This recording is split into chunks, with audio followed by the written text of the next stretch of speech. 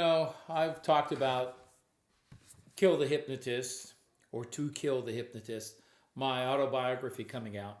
But I do want to tell a story about an interesting experience that happened to me. Oh, probably I would say about 5 to 6 years ago.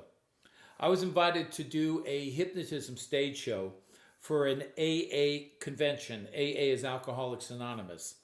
So, an Alcoholics Anonymous convention, which was taking place in Westlake Village. It was taking place at one of the major hotels. I think it was the Marriott or Hyatt Regency Hotel. Anyway, I'd done a show a year before that, and the show turned out great. Everyone had a real good time, and the people in the audience, as well as the subjects, just had a ball. So they invited me back the next year to do a Alcoholics Anonymous regional convention. So my assistant and I, we got to the hotel, we set up our equipment, the sound system, which is the PA system, and the chairs on stage, and got ready to do the hypnotism show. So we started the show, and the show was basically like my standard hypnosis stage shows. It was going great. People were having a lot of fun. I was doing some fun little bits. So then I did this one demonstration. It's a post-hypnotic suggestion routine. Basically, I tell a person on the stage that each and every time you hear me say, ladies and gentlemen, it's just going to bug the hell out of you, bug the crap out of you. You can't stand the way I say ladies and gentlemen. And you're going to want to tell me to shut up. Now, it's a simple post-hypnotic suggestion technique that has been used in my shows for 25, 30 years. And once in a while, people would get very angry and upset. I remember one time I was doing it at a UCLA fraternity house. And I said to one of the frat guys, every time I say ladies and gentlemen, you're going to get madder at me and you're going to tell me to shut up. So I did the routine, and the guy kept getting madder. He really actually started getting real mad at me. He started getting so mad at me that as he would tell me to shut up, he'd run up to me. And one last time, he said, if you say, ladies and gentlemen, one more time, I'm going to throw you out of the window. So I stopped the routine. It's what we might call a negative hallucination or a negative post-hypnotic suggestion, because a simple word can create a negative emotional response in that person's subconscious mind. So I was basically set up. I started my hypnotism show at the Alcoholics Anonymous Western Convention, which was for all of Ventura County. And I told the young lady, each time I say, ladies and gentlemen, it's just going to bother you. You're going to get more upset at me. You're going to tell me to shut up. So I started the routine. And, depending on the person's personality, some people tend to be a little bit more reserved or a little bit more polite. So even though someone might be upset at you, they might not really express their feelings. They might hold it in, even though they're getting upset.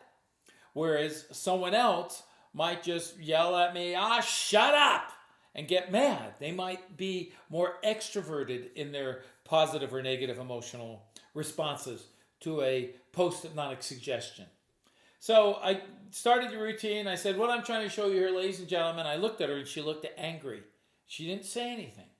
I sat down next to her. I said again, what we're trying to show you here, ladies and gentlemen, and I said, how do you feel? And she goes, I'm upset. So I said, well, can I talk about my show? She said, sure.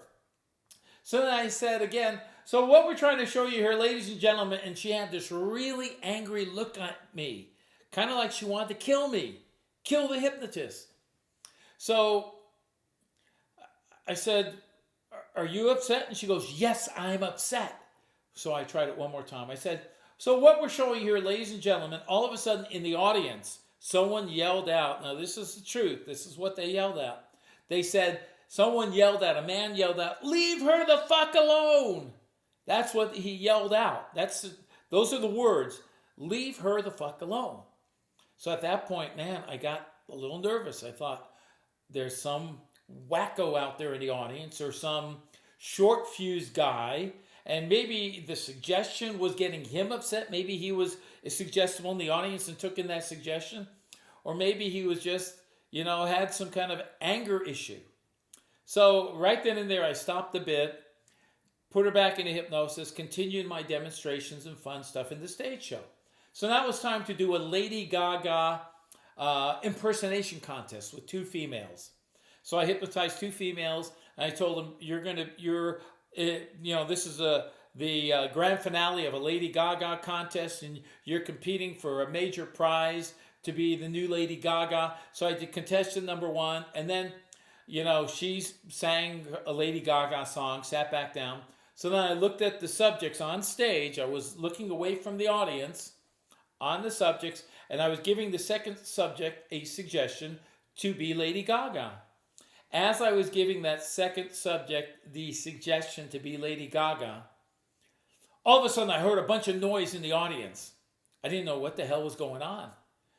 And I turned around, and as I turned around, there was a guy with a bottle in his hand, and apparently he was jumping on the stage to hit me in the back of the head and to kill me.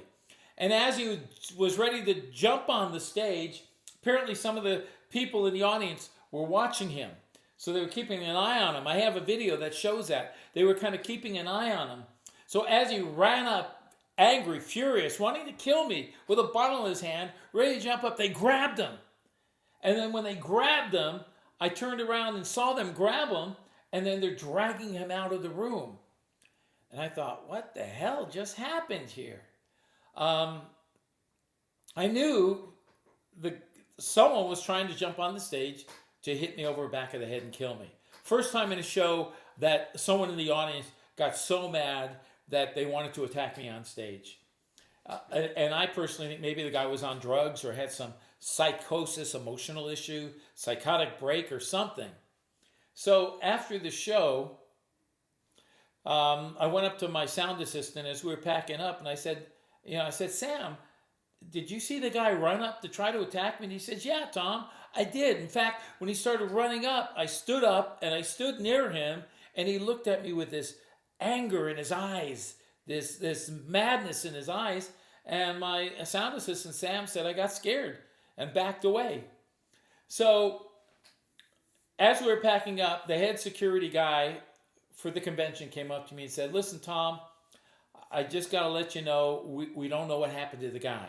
We don't know where he is, So, be very careful when you're walking to your car because he might try to attack you again.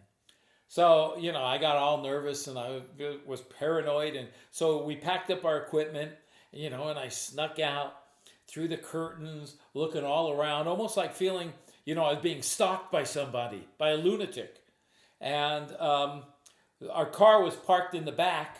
So, in most of these hotels, they have a back area. I forgot what it's called, where people go in through the back and deliver things and all that. So we were able to get to the back of the hotel, to our car, and then we just zoomed off. But I'll tell you, it was a really scary thing to think someone in the audience could get so upset at a simple stage hypnosis bit of ladies and gentlemen, and I'll shut up, that this guy wanted to jump on the stage and kill me. Now, when I got home, I looked at the video. I had a wide-angle video in the back. So I could see the stage, and I saw these people in the front row looking to the side. Then all of a sudden, I saw them stand up and run over, and then everyone in the audience stood up, so I couldn't see the full impact of what was going on. But I do believe that that person in the audience at an Alcoholics Anonymous convention had an intent to kill the hypnotist. I'm Tom Silver, and this is a true story. Thank you.